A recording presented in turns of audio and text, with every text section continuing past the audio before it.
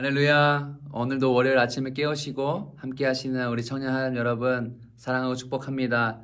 오늘도 이 아침에 주님의 은혜가 우리를 강권하십니다. 할렐루야. 주님 우리와 함께 하실 것입니다. 오늘의 본문의 말씀은 요한복음 2장 1절에서 12절의 말씀입니다. 제목은 첫 표적이라는 말씀으로 우리 함께 나누길 원합니다. 사흘째 되던 날 갈릴리에 혼례가 있어 예수의 어머니도 거기 계시고 예수와 그 제자들도 혼례의 청함을 받았더니 포도주가 떨어진지라 예수의 어머니가 예수에게 이르되 저들에게 포도주가 없다 하니 예수께서 이르시되 여자여 나와 무슨 상관이 있나이까 내 때가 아직 이르지 아니하였나이다. 그의 어머니가 하인들에게 이르되 너에게 무슨 말씀을 하시든지 그대로 하라 하니라. 거기에 유대인의 정결 예식을 따라 두세 통 드는 돌 항아리 6이 놓였는지라. 예수께서 그들에게 이르시되 항아리에 물을 채우라 하신즉 이제는 떠서 연회장에게 갖다 주라 하시매 갖다 주었더니 연회장은 물로 된 포도주를 맛보고도 어디서 났는지 알지 못하되 물 떠온 하인들은 알더라. 연회장이 신랑을 불러 말하되 사람마다 먼저 좋은 포도주를 내고 취한 후에 낮은 것을 내거늘 그대는 지금까지 좋은 포도주를 두었도다 하니라.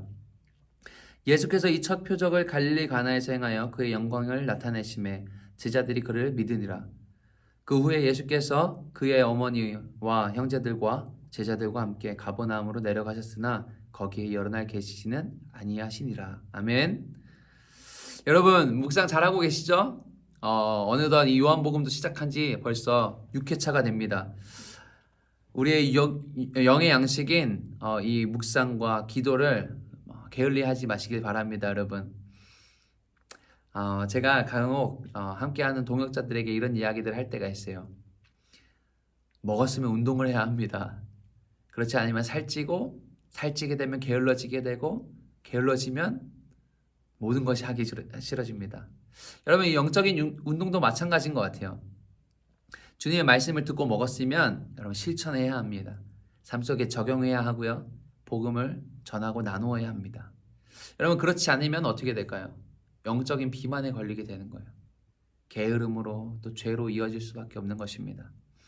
그러므로 여러분의 영의 양식을 골고루 매일 꾸준히 드시되 운동할 수 있는 꼭 운동할 수 있는 저와 여러분 되셨으면 좋겠습니다. 운동이 귀찮죠 여러분. 하지만 여러분 할 때 복이 있습니다. 제가 지난주 요한복음의 첫 시작에 말씀드렸던 것과 같이 요한복음은 예수 그리스도의 성품적인 면모들을 보여주고 있습니다. 오늘 예수님의 위대한 사랑과 은혜의 사건이 첫 표적으로 게시되어지는 아주 중요한 날인데요. 여러분 이 월요일 아침 주님께서 어떤 첫 표적을 보여주셨는지 그리고 우리에게 말씀하시는 것이 무엇인지 들을 수 있는 하루가 되길 원합니다. 여러분 당시의 상황을 보면 예수님과 그의 제자들이 어떤 이의 혼례를 초대받아 가나의 혼인잔치에 참여하는 모습을 오늘 본문에서 말하고 있습니다. 이 누군가의 혼인잔치였는지는 정확히 모릅니다. 또 학자마다 또 해석도 다르고 누군가는 뭐 요한의 혼례였다라고 이야기하는 사람도 있더라고요. 그거는 처차하더라도 가까운 관계였다라고는 생각할 수 있을 것 같습니다. 왜냐하면 예수님의 어머니 마리아도 그곳에 계셨고 이 포도주가 떨어졌을 때 예수님에게 자신의 아들에게 이 포도주가 떨어졌다는 것을 이야기하고 부탁하는 모습을 볼 수 있었기 때문입니다. 여러분, 우리 인생의 가장 중요한 행사를 진행하고 있다면 얼마나 바쁘고 정신없을까요? 우리가 아직 청년이기 때문에 결혼에 대해서 잘 모르죠.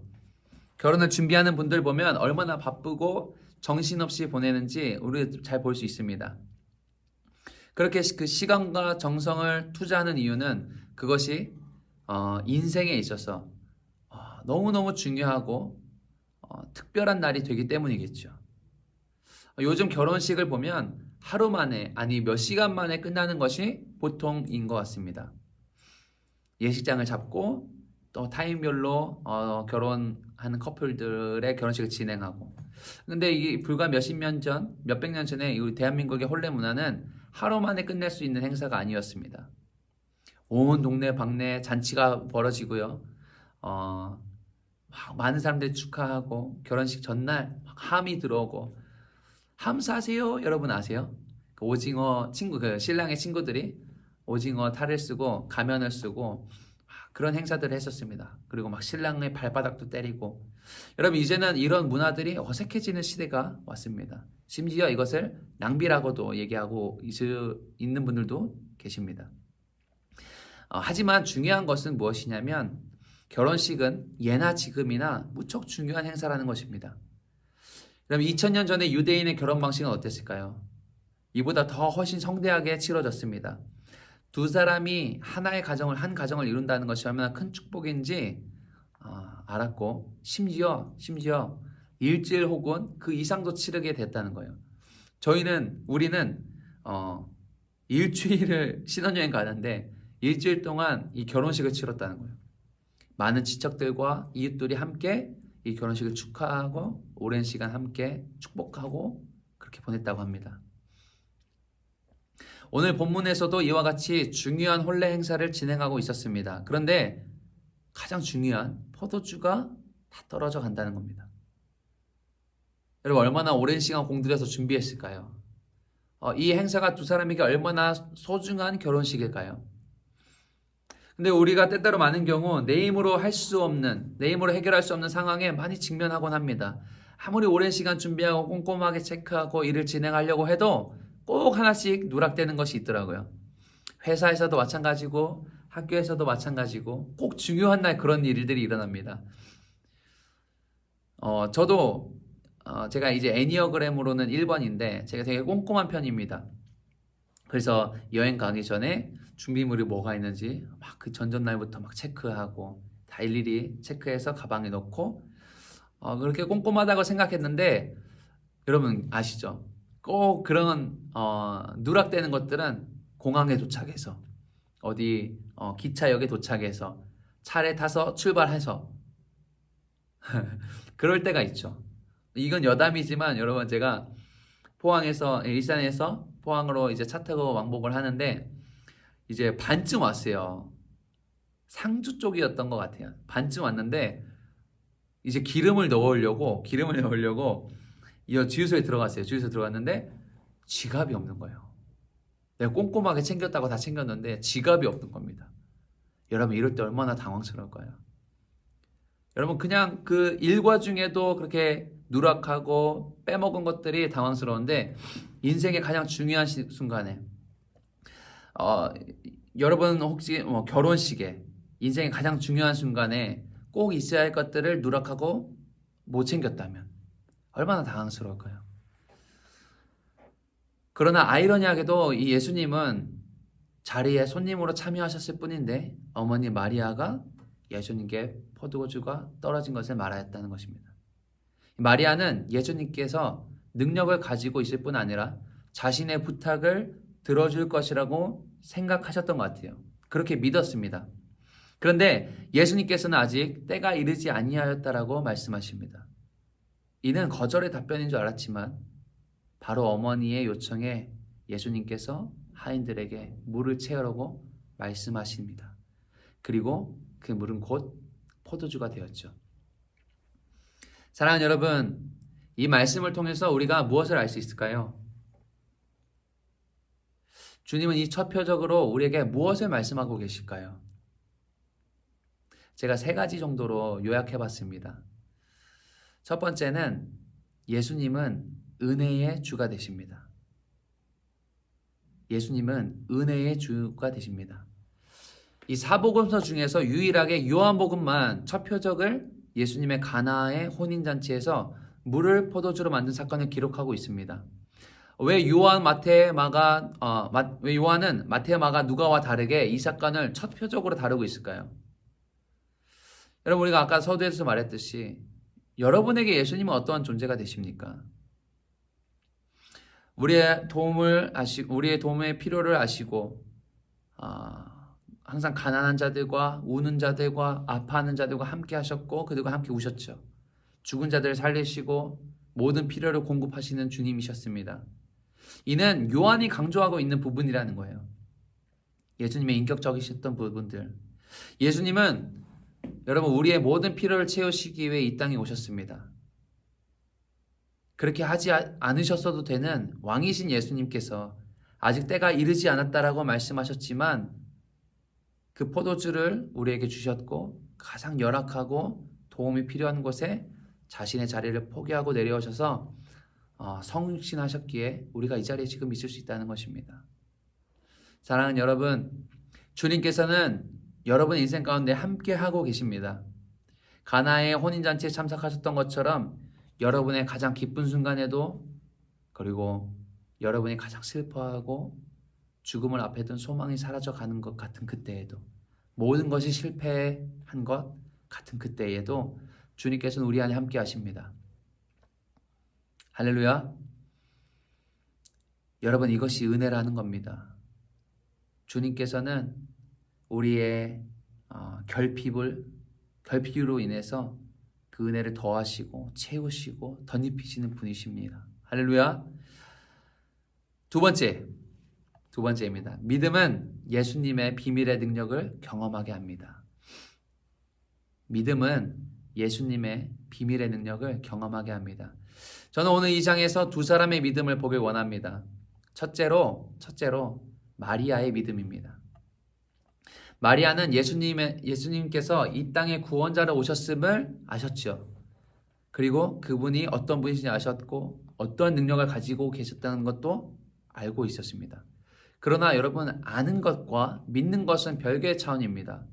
마리아는 그 능력을 믿었고 포도주가 비었다는 것을 포도주가 다 떨어졌다는 것을 말씀하셨고 바로 하인들에게 예수님께서 시키는 대로 말씀하신 대로 행하라고 준비시키셨다는 거예요. 이는 예수님께서 도움이 필요한 것에 그냥 지나치지 않는다는 것을 말씀하십니다. 그것을 믿었다는 거예요, 여러분. 이 믿음이 굉장히 중요합니다. 예수님께서 그냥 지나치지 않으실 거다. 예수님께서 우리의 도움이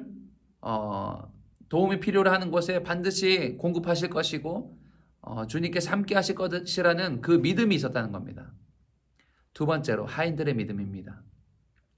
여러분, 하인들은 마리아가 시킨 대로 그리고 예수님께서 말씀하신 대로 자신들의 일을 감당하였습니다. 자신들의 일을 그저 순종함으로 묵묵히 감당했을 때 그 떠온 물이 포도주를 변했다는 것을 이들은 알고 있었다는 거예요. 그리고 그들은 행사에서 중요한 일이 일어나는 것을 경험하게 됩니다. 직접 목도하게 됩니다. 여러분, 이것이 왜 중요한 사건이 될까요? 이것이 왜 중요한 사건이 될까요? 여러분, 순종은 반드시 믿음을 전제로 합니다. 다시요. 순종은 반드시 믿음을 전제로 합니다. 반대로 얘기해 볼까요? 믿음이 있어야 순종할 수 있다는 겁니다. 믿음이 있어야 믿음으로 도전하고 순종할 수 있다는 거예요. 사랑하는 여러분, 우리의 믿음이 행함으로 드러나길 원합니다. 행함 없는 믿음은 거짓말의 가능성이 매우 높습니다. 여러분, 그래서 야고보서의 기자가 그렇게 강조했던 거예요. 행함 없는 믿음이 죽은 믿음이라고까지 표현합니다. 물도 온 하인들은 알더라. 여러분, 제가 비밀 한 가지를 가르쳐 드리겠습니다. 굉장히 중요한 비밀, 위대한 비밀 한 가지 가르쳐 드리겠습니다. 주님의 은혜를 경험하는 가장 빠르고 명확한 길은 무엇일까요? 우리가 주님의 은혜를 구합니다. 주님, 우리에게 은혜를 더하여 주십시오. 하나님, 주님 뜻대로 살길 원하고 주님의 은혜가 필요합니다. 하는 우리의 삶 가운데 은혜를 주십시오라고 기도합니다. 근데 이 주님의 은혜를 경험하는 가장 빠르고 명확한 길이 있다는 거예요. 그것이 무엇인지 아십니까? 제가 확신하기론 주님의 말씀대로 순종하는 것입니다. 주님의 말씀대로 순종하는 것입니다. 여러분, 하인들은 그 주님의 말씀대로 순종했습니다. 그때 그 비밀을 알게 된 거예요. 그 은혜를 알게 된 거예요. 그 은혜를 직접 볼 수 있었던 겁니다. 사랑하는 여러분, 우리의 믿음은 반드시 순종으로 나타납니다. 순종 없는 믿음은 저는 이렇게까지 표현하고 싶어요. 여러분, 거짓말입니다. 이는 하나님의 은혜를 직접적으로 경험할 수 있는 여러분 위대한 복종으로 순종으로 나타나는 것입니다. 할렐루야. 기억하십시오. 순종이 제사보다 낫습니다. 순종이 제사보다 낫습니다, 여러분. 세 번째입니다. 주님은 우리에게 항상 최고의 것을 주십니다. 주님은 여러분에게 항상 최고의 것을 주십니다. 아멘. 여러분, 우리의 필요를 주님께서 아시죠? 특별히 이 혼례를 치르고 있는 이 부부에게, 결혼식 올리고 있는 두 사람에게 주님께서는 물을 포도주로 만들어 주셨고, 이 잔치가, 이 파티가 계속 지속될 수 있도록 도우셨습니다. 동시에 우리가 반드시 알아야 하는 것은 주님 우리에게 늘 최고의 것을 주신다는 것입니다. 여러분 10절에 보시면 연회장에 이렇게 놀라죠. 자신이 본 최상급의 포도주가 나왔다는 거예요. 보통은 술에 취하면 퀄리티가 낮은 술을 내오게 됩니다. 무슨 말이냐면 술에 취하면 맛을 잘 못 느끼기 때문에 값싼, 맛이 없는 그 술을 내온다는 거예요. 그것이 보통의 문화입니다. 관례입니다. 여러분 포도주가 다 떨어졌다고 생각했는데 그때 포도주를 들고 온 하인들, 항아리를 들고 온 하인들이 내놓은 포도주는 최상급의 포도주였다는 거예요. 그래서 이 연회장이 놀라죠. 사랑하는 여러분, 주님께서 우리에게 허락하시는 선물, 그 은혜는 늘 최상급의 은혜이고 선물입니다. 할렐루야. 여러분, 우리가 아무리 우리의 힘으로 노력하고 준비하고 해도 주님이 허락하시고 주님이 주시는 선물보다 그 포도주보다 퀄리티가 높을 수가 없음을 믿음으로 선포합니다. 그래서 여러분, 우리의 결핍이 은혜가 되는 거예요. 우리가 챙기지 못하고 우리가 우리의 힘으로 아무리 노력해도 준비하려고 안 됐던 것들, 여러분 주님께서는 우리에게 그것을 선물로 주기 원하신다는 마음이 있습니다. 여러분, 그게 우리가 생각하는 것보다, 우리가 준비하는 것보다 훨씬 더 퀄리티가 좋은 포도주라는 거예요. 선물이라는 것입니다. 아멘. 주님께서는 우리에게 항상 이 최상급, 최상의 것을 주십니다. 여러분, 믿음으로 선포합니다. 우리가 하나님의 최고의 선물을 받은 자들입니다. 우리가 하나님의 최고의 선물을 받은 자들이라는 거예요. 왜일까요, 여러분? 여러분, 오늘 이 포도주가 예표하는 것이 무엇일까요? 주님께서 이 포도주를 제자들과 나누시면서 뭐라고 하셨죠? 이것은 나의 피라고 말씀하셨습니다. 여러분, 이 포도주는 또 한 부분으로는 이 보혈을 얘기할 수 있습니다. 그분이 우리에게 가장 큰 축복이 되지 않으십니까, 여러분? 그것이 우리의 가장 큰 기쁨이 되지 않으십니까, 여러분? 여러분, 우리 무엇이 불만이 되겠습니까? 무엇이 결핍이 되겠습니까? 주님께서는 이미 우리에게 그 포도주를 주셨는데, 그 십자가의 사랑을 주셨는데, 예수 그리스도의 보혈로 덮어주셨는데, 할렐루야! 여러분, 우리가 소유한 것이 가장 위대한 것입니다. 여러분, 우리가 믿고 있는 것이 가장 큰 선물이 된다는 겁니다. 할렐루야! 우리 안에 그러므로 부족함이 없습니다. 주님께서 우리와 함께 하시기 때문입니다. 시편 23편 1편, 이 시편의 기자 이렇게 고백합니다. 여호와는 나의 목자시니 내게 부족함이 없으리로다. 아멘. 그러므로 사랑하는 여러분, 오늘 이 감사와 기쁨으로 나아갈 수 있기를 축복합니다. 우리 세 가지 기억합시다. 첫 번째, 예수님은 우리와 함께 하시는 은혜의 주이십니다. 예수님은 우리와 함께 하시는 은혜의 주이십니다. 두 번째, 믿음은 예수님의 비밀의 능력을 경험하게 합니다. 믿음은 예수님의 비밀의 능력을 경험하게 합니다. 세 번째, 주님은 우리에게 항상 최고의 것을 주십니다. 그리고 주셨습니다. 그리고 주실 것입니다. 할렐루야. 우리 시편의 기자의 고백으로 오늘 큐머니 6회차를 마치길 원합니다. 여호와는 나의 목자시니 내게 부족함이 없으리로다. 여호와는 나의 목자시니 내게 부족함이 없으리로다. 오늘 이 요한복음의 말씀, 이 시편의 말씀 붙들고 또 거룩하게 아름다운 하루를 살아내는 우리 청년 사람 되시길 예수님의 이름으로 축복합니다.